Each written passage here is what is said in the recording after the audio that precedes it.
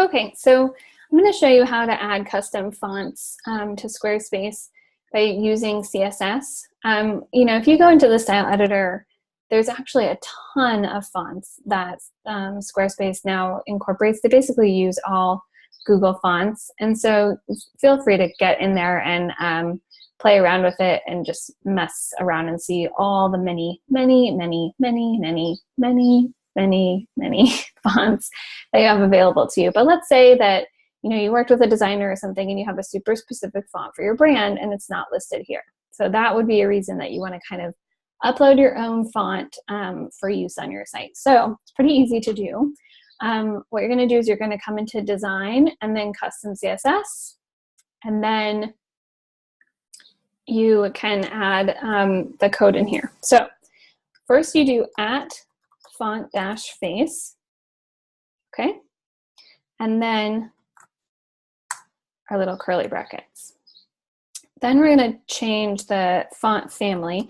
Now, basically, this is font family : and then whatever the name of the font is. So ideally, you would name it, the actual name of the font, but you can really name it whatever you want to name it. So if you wanted to, because we're going to reference it below in the CSS, I'm going to actually just going to clear us down so that all this other code is out of the way, just so that you can kind of see what I'm doing super clearly. So I think that the font that I'm using is called, I forget, it's like Candice or something like that. So I'm going to type in that font family as my name. And then what we'll do after that is we'll do the URL and then parentheses. Okay. And then from there, we'll be able to add in our font that we're uploading. Oops, okay. So the reason I have a syntax error is because I need to do source, src, : and then URL, okay?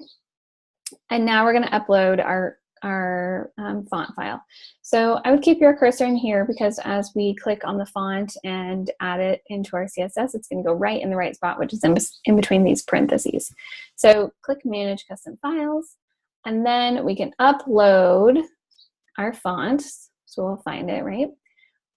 Calibre, that's what it was called. So let's say we want it to be Calibre. I'm just gonna do regular. And we'll click on that, open. And then as we scroll down, we'll see it's right there. So then we just click on it and it will have inserted itself here into the URL. Okay, so this is step one. @font-face, font family with a name. Let me change this to what it actually is, Calibre.